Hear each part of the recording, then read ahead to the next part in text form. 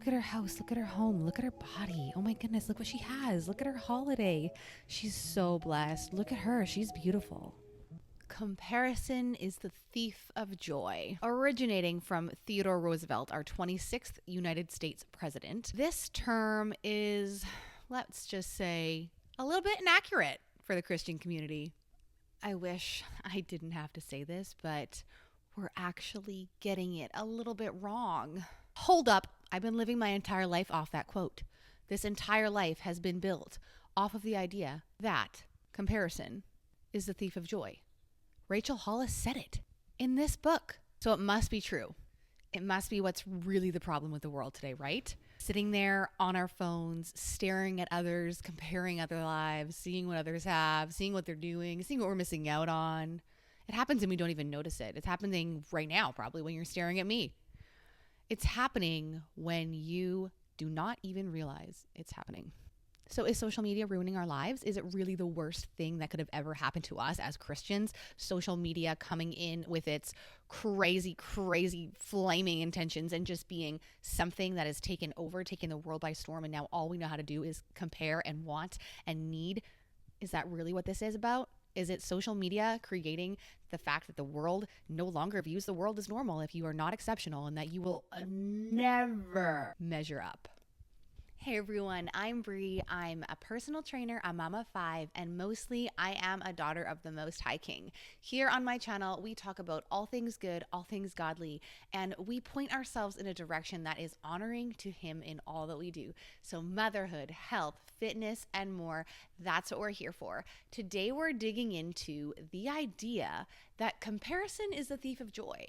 A very commonly used phrase known by almost everyone around the world that almost is like biblical to some people. When it comes to the heart of it all, it's not actually comparison that's the problem. It's greed. Yeah, I said it. 2 Corinthians 10:12 says, "For we dare not make ourselves of the number or compare ourselves with some that commend themselves." This is the closest thing that I could find that is related to comparison in the Bible. I mean, there are plenty of stories about, Cain and Abel and what envy and jealousy kind of brought in that situation, that it just took over their mind and hearts and really tainted who they were. But is that innocent scrolling session where you're just watching your favorite influencer live her best life in her perfectly aesthetic kitchen with her perfectly perfect hair and her perfectly white teeth and her non-wrinkly forehead, is that really a problem?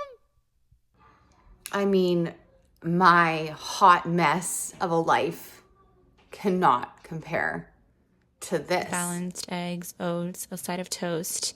I take my vitamins every morning and I do a daily walk or workout. This is what we're watching. I have got to preface this, you guys, always with the fact that God put something on my heart and I immediately share it. Not because I know better, but because God is correcting me each and every single day. So I am not out of the question when it comes to this. Almost every single day, I face the temptation of wanting and needing and thinking that I just don't have enough.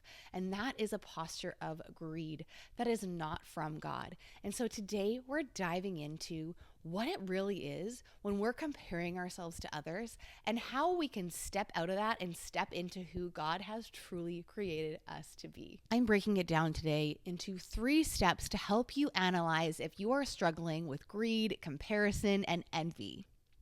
These are going to be journaling prompts that you can use to analyze if your thoughts are true.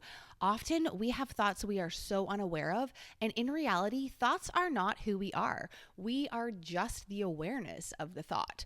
And so when something comes into our mind, we actually do need to take that time to get honest with ourselves, get in front of God and ask Him, what is true? What is worthy of praise? And is this thought something that I need to take note of?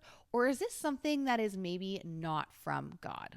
We live in a world obsessed with looking a certain way, showing the world that they have it all together a certain way, making sure that the highlights of their life are truly seen and known by others. I really do try my best not to create this kind of feeling when I come online, but I know that even myself falls short. Even this short, brief little moment with me here on my couch is definitely a highlight of my life.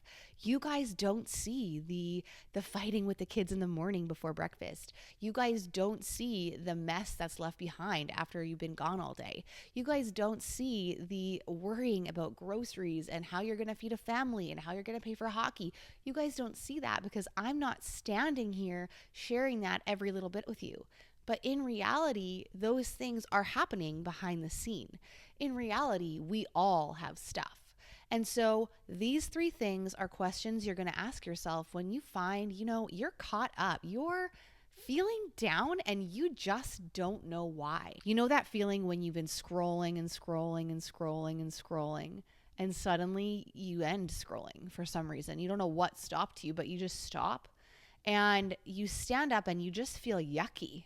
What is that? What is that yucky feeling that comes after we spend hours or even minutes wasting our time looking at the lives of others?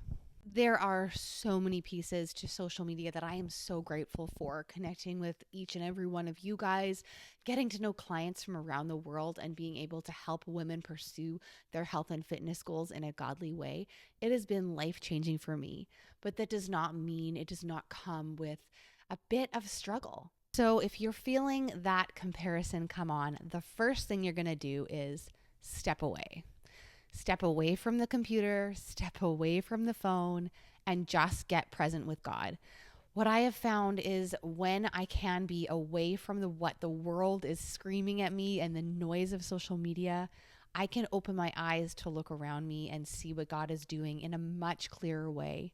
So if you really are truly struggling with comparison, I would really ask yourself the question, do I need to take a break from this one thing that's causing me to look at other people's lives so often?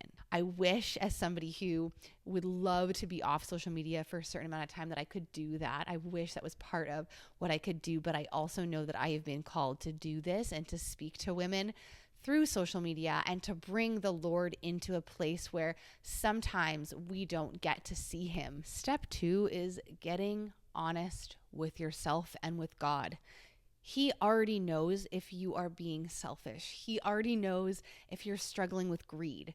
It's not a secret to him that we are struggling. He has died for us. He's forgiven us, but he still wants you to come to him and ask for forgiveness and ask for change in this area of your life. And so lay it down and be honest. Do I expect to have a certain feeling in this world? Am I expecting a certain level of happiness as a living human being here in our earth? Do I expect to feel a certain way? Do I expect to have a certain life? I ask myself these questions when I'm feeling defeated all the time. The same things that I've struggled with in my fitness and health journey is something that I've had to keep an eye on in my own business journey, because yes, my business is good and it's pointing people towards the Lord, and I'm so grateful to do this work, but I also know that my heart needs to be checked on a daily basis. I have a tendency to expect what the future looks like for me.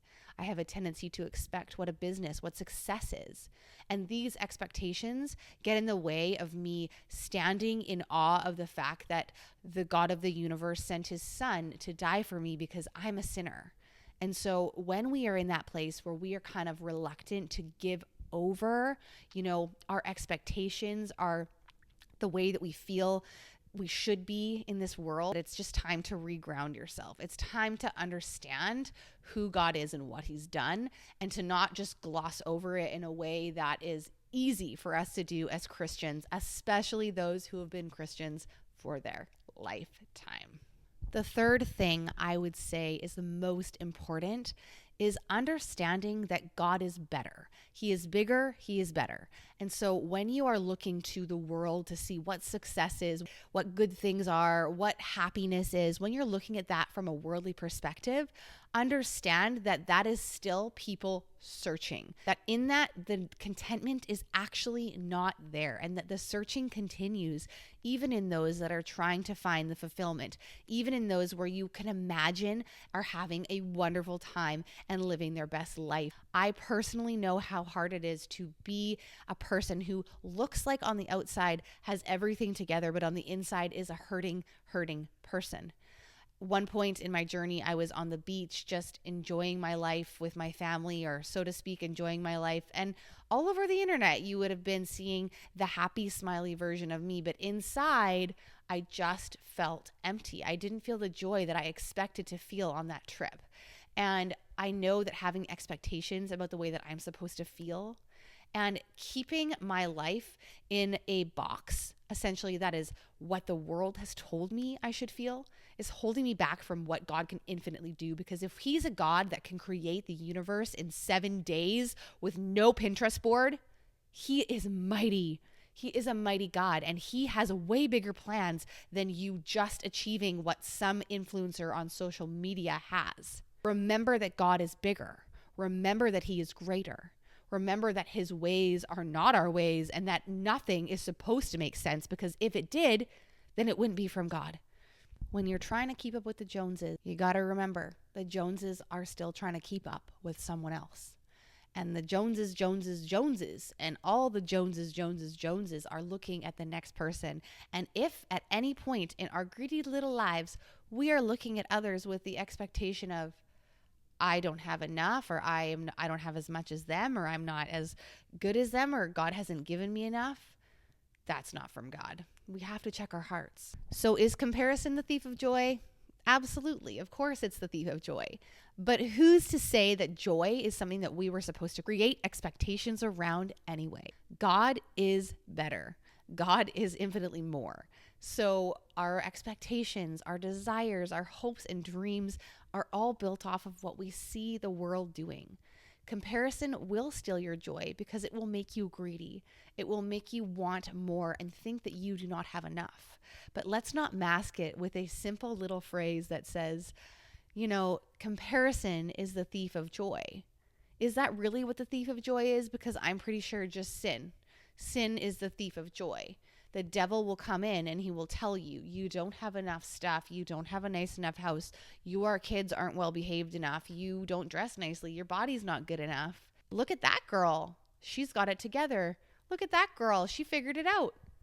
That's not from God. That's definitely not from God. So comparison is not the real problem. The problem is that we are letting the lies of the enemy come into our brains and say these things to us as we look at the lives of others. That's the problem. So instead, lay it down. This is a greed problem. This is a problem with my heart, wanting more, expecting more. How can I ask more of a God who laid his life down for me? I always ask myself this question, literally gave his life for me. He literally gave his life for me, and I'm over here expecting him to, give me a bigger house or a better job or a happier life. It's just doesn't add up, you guys, right? Don't expect the joy to be something that is owed to you. We are not owed joy. Joy comes from living in him and living in his will and having him and his spirit enter you, even in times where you feel like it's absolutely impossible that you could even be feeling any sort of joy right now. There he is. There he is, stepping in, filling you in a way that nothing else ever has on this earth. Thank you guys so much for being here. If you like this video, come on over to my channel, subscribe. We do weekly videos here on all things lifestyle, Jesus, and little pep talks like this. So I want to see you over at my channel. Put a comment below. If you're new here, say hello, and we'll see you guys next time. Bye.